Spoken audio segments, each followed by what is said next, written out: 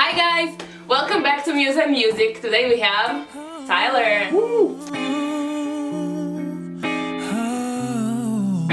I'm an artist and then entertainer, songwriter, singer, musician. I do play a couple instruments.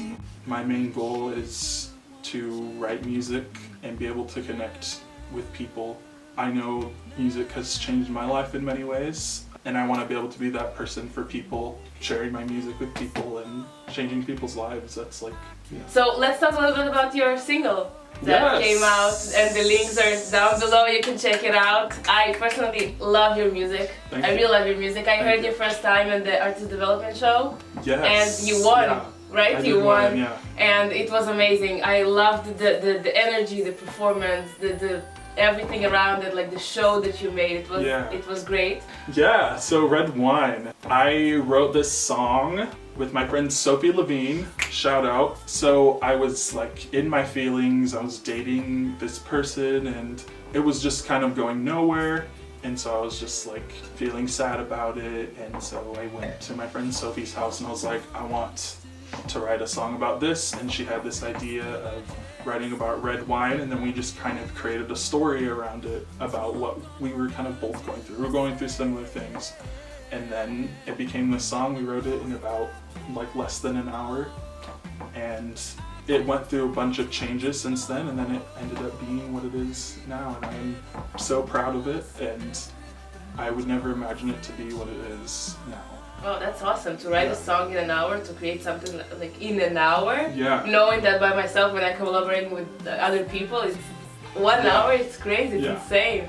After you wrote the song, what's the next stage? How do you put it out there? What do you do? What's the stages of like, here's my song? It was a lot of not knowing what the hell I was doing. Feeling. And when I wrote that, I was kind of coming to the end of my program as independent artist. So I was kind of learning a lot about like music business and what to do. And so we recorded the song, and I had to think a lot about branding. What did I want the look to be around this? What did I want people to see me as an artist? Because this was my first single. This is going to be people's first impression of me. Yeah. And then also like the business side of it, I had to think about like what I was going to do to release it, what distributing company I wanted to use, all of the things like registering it for copyright and ASCAP and all that stuff. I had no clue what I was doing.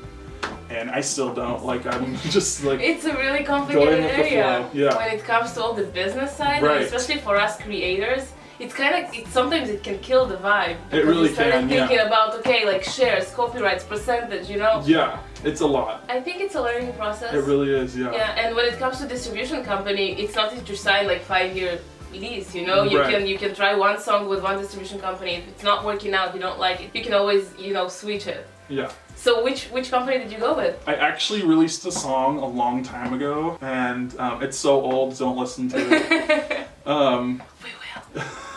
And I did it through TuneCore, and it was okay. I don't feel like I really got much out of it, but also like I really didn't know what I was doing back then. But this time I did a lot of research and asked around, and I used DistroKid. And I really like DistroKid because I feel like they do a lot for you as an artist, like analytics on how your song is doing. They give you like information about who's listening to your music, where they're listening, what the age range is, what the gender is. The location, right? Location, that's like, important. and that's so important, especially as a starting artist and independent artist. You need to know that information so you know who to target. You need to find your like niche audience, because it'll start there, and then as people talk about you and spread your music, it starts to grow. It's also it's also important to know when it comes to live shows, when you know that most of your audience is like from Washington, let's say. Yeah. So you go to Washington, you won't go to Cleveland exactly. Or something. And then they also are really big with like Spotify and Apple Music. Those are really big. It's where people listen to music. And so they help you set up your Spotify for Artists page and your Apple for Artists page. If you don't know what that is, it's kind of like a page for artists where you can go in You can customize your page, add pictures, and then you can see like specifics on analytics on like who's listening to your music, like directly from Spotify, how many streams you're getting. You can add personal playlists, shows that are coming up. And one of the big things is that through DistroKid, they help you set it up, and then through Spotify you can actually submit to playlists through there. And they also, DistroKid sets you up with this thing called hyperfollow, where it's a link and you can post before your song comes out, and you can say, hey, click this link and follow my page for more music. Well, when people click that link, it shows that you're getting traffic to your page on Spotify. And when they click the link, they click follow, and then it also sends the artist that person's email. Oh wow! So you have your fans' emails, and you're getting traffic to your page. So it's like you have a better chance of getting placed onto a Spotify playlist because people are coming to your page and following you. And then you get your fans' emails, so you can email them and say, hey, I have a show coming up, or buy my merch, or I have this song coming out. It's just, you can reach your audience better that way. Yeah, I was studying distribution company, and they all have different features, and some of the things that DistroKid has, other companies don't have, and like it's always like you need to choose which one's the best for you. Like, what do you prefer? Do you prefer the great database, or you prefer the ones that do cover songs? Because not all companies do cover songs. So yeah, it's like it's a research because now we have like what 20 distribution companies. It's crazy. Like we have a lot. Except the Spotify. How do you let people know about your release party that you had? Like everything, like social media. What do you do there? That's a really hard area. Social media is hard. You're not the first one to say that. Right. Everybody who's coming here and I'm asking about social media, everybody, social media. If I can afford, and someday hopefully I can, if I could afford someone to pay to do my social media, 100% will. Oh, it's such an easy life. Right. Just like take quick pictures, take a video. Yeah, do it for me. Unfortunately, we are broke, starving artists in LA, and that is not going to happen for a while, if it ever does. So, it's just about getting content out there, posting videos of music, and again, like going back to branding, showing who you are as an artist. And I know it sounds like superficial, and it sounds like it's like too much, like it's extra, but it's like so important as an artist to show your personality and showing your look, showing your brand, to get people to follow you. I post a lot of like live videos, like live show videos, photos of myself. The number one thing that I want people to see when they come to my page is I want them to be like, yeah, he's a musician, he's an artist. I try to post as much as I can, but I do go through periods of time where I'm like, I'm just busy, I just don't have the content to post, and I don't post for a while. But when I do, you can actually, when you have an artist page, that's the number one thing, is you have to set up yourself as an artist page or a business or whatever. And then you're able to see your demographics and everything. True. In the business page, they show you like the ages and what's your most active days, what most like pictures, what time. Yeah. And the most important thing that I look at is when my followers are online. It shows you like a little graph, and so I try to post like at least like an hour before that time, and they show you each day, just so like it reaches as many people as possible. Yeah. So yeah, and then I think it's always about like being active as far as interacting with your followers. Go to their page and like their page, or like their posts, comment on it. Always comment back on things that they comment on your page. Are you thinking about like paid promotion? You know, when you sponsor your post, when you promote it. Yeah. Did you ever do that? Are you thinking about doing it? I did that once, and I definitely saw a difference, but I also don't, it's hard because you don't want to be the person that's like, you know, paying to get your stuff out there, but it is important. No, so I think there is a difference between like buying your way, you know, like buying followers, buying likes. This is different, but like promote it, advertise it, like, you know, when people do it with YouTube, like just targeting your audience and putting your music like there it is, because you want to be heard. Because sometimes people want to know about you, but they can't because you know exactly, where, yeah. It's like you talked about the algorithm and everything. Yeah. So sometimes we just need a little push, like a little exactly. Here I am. So I think I would do it. I wouldn't do it for just like a regular post like of myself like eating or something, which I wouldn't do that anyway. But like I would do it, for a single release, or like if something big is coming up, or an EP release, I would definitely do a paid promotion. Let's talk about the release party. The importance of a release party when it comes to new music, and how do you make people know about the release party? Because it's cool to invite friends and everybody, but they are already supporting you, so you need to gain something, something more than that. So how do you get your audience to release party? Consistently posting about it, sending messages directly to your fans, especially people that have already been to your shows.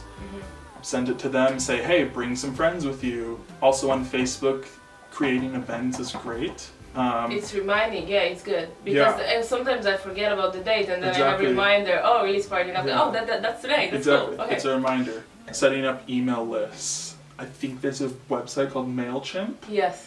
Yeah. Yes. And you can actually send like mass emails to your followers, reminding them you have a show coming up. It's good, and it's like you have limited amount of mail list for free, and it's actually like for beginning like this, the free thing it's enough because it's a lot. It's a lot. Yeah. You can do all this stuff online, but nothing beats personal connection. After your show, go out to the audience, talk to them. If you have merch, hand out stickers. Make people remember you, make people want to come back to your show, make people want to go to your page and listen to your music. Real human connection will always beat posting stuff online. People have a sticker of you. They will remember you every time they see the sticker. They'll say, hey, I wonder what he's up to. Yeah. They'll go to your page. They'll see you have a show coming up. It's the little things, and these things are so important when you're starting out. It's a lot of work, everything you've talked about. It's setting a release party, it's finding a distribution company, posting all these things. Do you have a team of people that help you out, or it's just like completely DIY? If I did all this by myself, I would go crazy. I would literally lose my mind. But yeah, I think it's always important to at least have some sort of support team behind you, because it can be very stressful just releasing your music, just believing in yourself, period. On your mental health, it literally takes a toll on you sometimes. But yeah, I don't think I could ever do this by myself, and I have my band that is absolutely incredible. They've been with me since I first started with the AD show. I'm so lucky to have them because they have believed in me, they've stood behind my music, and they believe that, something will happen. Everything as far as the business stuff and getting shows and stuff like that, I've done that by myself, and it's just been kind of a learning process of live and learn, basically. Do it, what went wrong and what went right, but I couldn't have done it without the support of everyone. And then my producer Katsuya, incredible person, incredible musician. He's crazy supportive. He's so supportive. A nice guy. That's so nice to work with him. Yeah, I'm so thankful for Katsuya. I think that's important to have. It's super important. It's because in the beginning stages you can't demand a manager and a booking agent, because you're just in the beginning, so you need to know how to do it by yourself, but you need the support, because sometimes we're emotional musicians. Sometimes we just wake up in the morning and we feel like shit. Right. No reason, and we need this, the slap over your face, you're amazing, keep going. Exactly. You're like, okay. Do you have last tip before we wrap it up for the viewers? I think my tip is to just believe in yourself. Confidence is everything. Every day when you step outside, be confident in yourself, know that you own the world, know that there's a future ahead of you. If you put in the work, you make the right connections, and you have the support system behind you, there's literally nothing you can't do. It's definitely something that I've had to learn. I'm a very anxious person, and I think a lot of us are very anxious. Anxiety rules our world. Of course. But I've learned, and I know this is something that people that with anxiety don't want to hear, trust me, but the only way to get over it is to do it. That's the only way. So step outside, believe in yourself, be confident, and fake it till you make it, man. Yeah, and it's a building process, so you're not gonna be like 100% confident the first time you're on stage. Exactly. It's a building process. You learn, and start like in one day you just get to a point and you it's there. I'm there. Yeah. Yeah. So it takes time. Don't worry about that. It really and does. you have a living example in front of you that it's actually. It's a building process, and we're struggling every day. We're learning every day, and you gotta start somewhere, you know. Exactly. And I'm still learning. I'm still learning about myself and who I am. I'm only 22 years old. I have so much to go, and I feel like I've definitely not reached where I'm supposed to be. I think it's very important to understand that you can never stop learning. Exactly. You have something new to learn and develop, because if you kind of reach to a point where you're like, oh, I know everything, that's not good. Yeah. That's awful. Right. Especially entertainment, the industry is changing constantly. People are changing, you are changing yourself. Yeah, it's constantly learning, developing, and understanding that every day you can learn something new from everybody, from everything. Yeah. And keep doing that. Yes. Keep doing that. I believe in you. You're incredible, you're beautiful, and you will do it. Yes, just never stop. And believe. Believe. Yes. Thank you so much, Tyler. Thank you so much. Stream Red Wine. Watch the music video. Link down below. Love you all. Subscribe, support, follow, and see you in 2 weeks. Cheers.